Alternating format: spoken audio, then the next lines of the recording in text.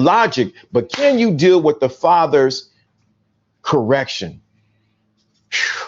John, what's going on, man? I've been throwing the glove. I've been having the gloves off since you, man. It was like, got him against the corner, against the ropes. But the father's, can you? I agree. Yeah, I agree. Yeah.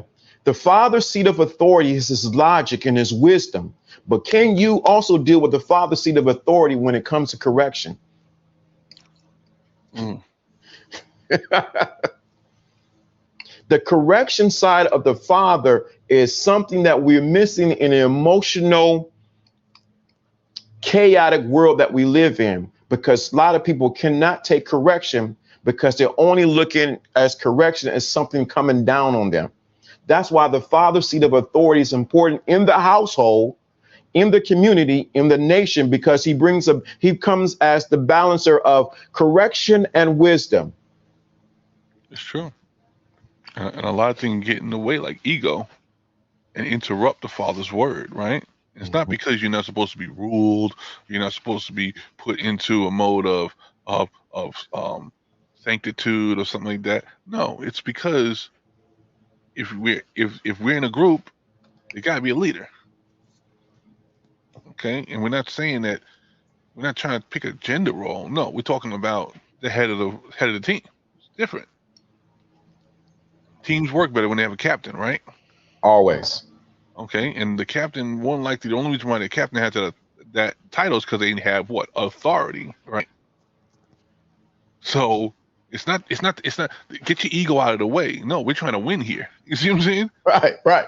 We're not trying to compete. We're not trying to divide our thought by being two different entities thinking two different ways just to be different.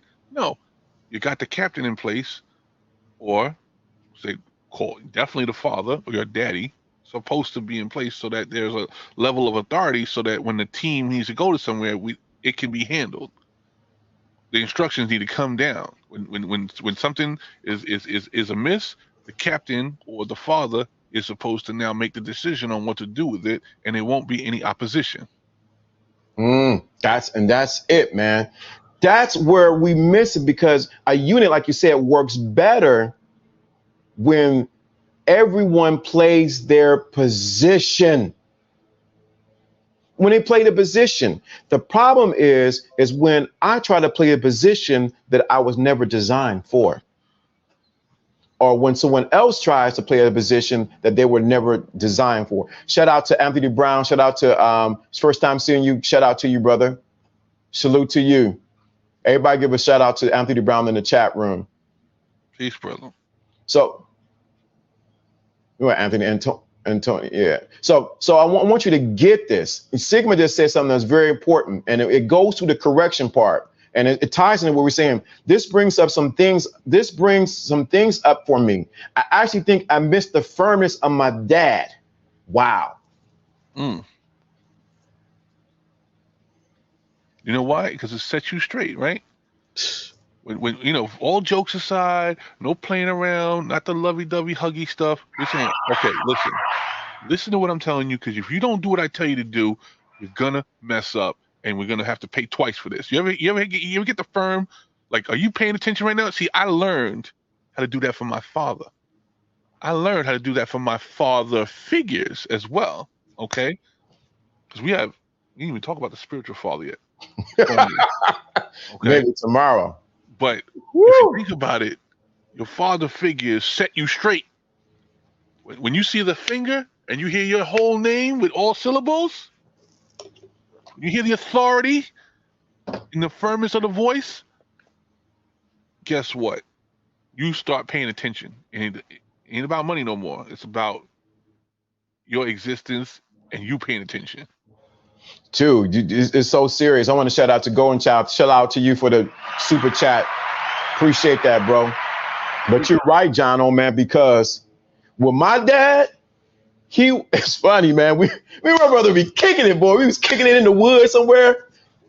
And he'd call me by my name. So and Michael, time to come in the house. Look, we way in the woods. I mean, kicking and got our bikes, BMXs, and I got my truck. Somebody said, hey, yo, man, your father calling you.